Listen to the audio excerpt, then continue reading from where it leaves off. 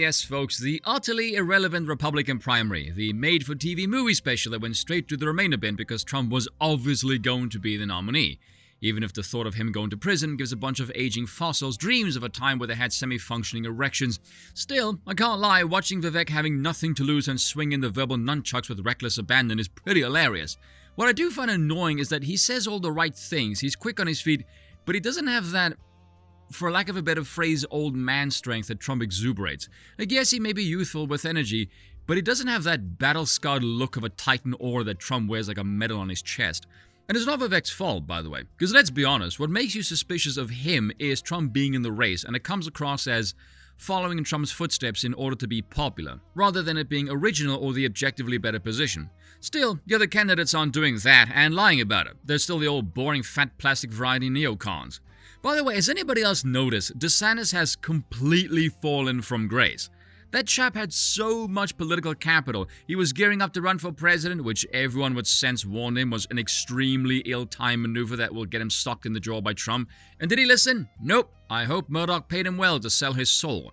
That terrible audio-only Twitter launch had as much prowess as Elon's early rockets. The only difference is Elon's rockets would eventually launch, meanwhile DeSantis torpedoed his political career into an early grave. I mean, you could see this coming a mile off if you paid any attention to the names behind the scenes and his track record. He raised an enormous amount of money from the old Bush neocon types. He was basically sponsored by Murdoch Inc., which is why Fox News was fawning over the man like he's the second coming of Jesus. And how did that turn out? Now, a lot of people warned him not to run. Trump was going to whoop his ass. And when Trump said run the sanctimonious, it did make a whole bunch of people go, no, why are they infighting? But Trump, to his credit, could see the money and forces behind him, realized DeSantis is now nothing more than a puppet, an empty suit attempting to be possessed by the spirits that he vanquished so amusingly in 2016. Please clap. 9/11, the Iraq War, and that, the Bush legacy in a nutshell. Still, at least W ducked the shoe, whereas DeSantis has proved himself so astronomically incompetent, so politically inept, so lacking in charisma, that the bootgate gimmick will probably be the thing he's most going to be remembered for. A fitting compliment, seeing as it was as artificial as the boosting he was getting on TV. Or that could just be the incompetence of the bloodlusting neocons that realized they're backing a dead weight of a horse and so unplugged the green life support that is the dollar and plugged it into an XX model that is even worse than DeSantis. Which brings us to Nikki Haley. What a name that is. You know, say like top 5 names of women you should be suspicious of? She's got 2 of them. You got Nikki, Haley, Tiffany, and Ashley. Names ending with an E sound always makes one sort of cautious. It's like the name equivalent of redheads. And if you watch the news, the DeSantis support has been completely dropped, like a lead anchor. And now the neocon uniparty fat cats want a new vessel to shove its dosh into, and so they chose this thing. Outside of being a psychotic warmonger, I have yet to understand as to why. Is Hillary Clinton with even less personality, and my dear God is she dull, she is so boring. When Vivek highlighted her hypocrisy over her daughter's use of TikTok, she just called him scum. Oh, you Google, how very edgy. And then when he called her Dick Cheney in 3-inch heels, she said, oh, they're 5 inches and they aren't for fashion, they're for ammunition. Everyone watching and on Twitter went, what the fuck is she talking about? There's actually a bunch of morons who think she can be president.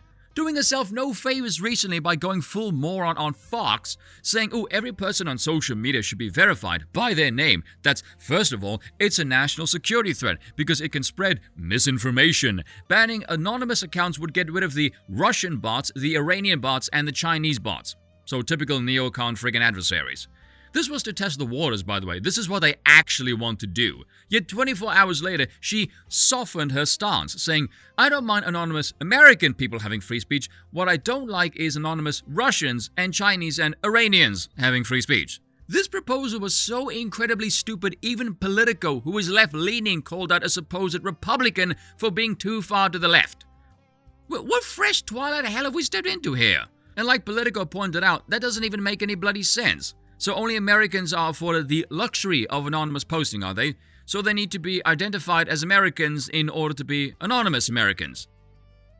That's how you know this one has no autonomy, just following the script, NPC, synth, drone, bugger all going on upstairs. And of course, she made it worse by saying this. What happens? He comes out of the gate. This was about Vivek, by the way. He hits the female chair of the party. He hits the female anchor on the platform, and then he hits me.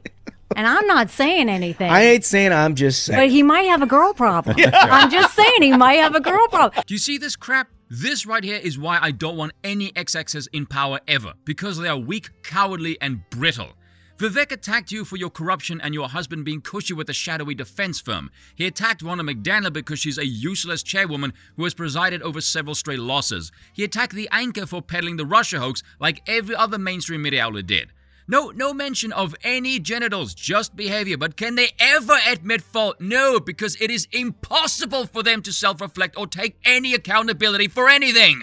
Don't give me this crap of, ooh, I'm woman, hear me roar, all that equality bullshit. Men are not equal to each other, and the public domain is masculine. Men hit each other, and if you think you're Billy Big Balls and you can hang with the boys, you don't get to use your womanhood to avoid any criticism. Because I got news for you, reality does not give a damn about your damn genitals. You either grow a pair of balls and take your lumps like everybody else, or you can get the fuck out. Cheers for watching, and once again, I apologize for nothing.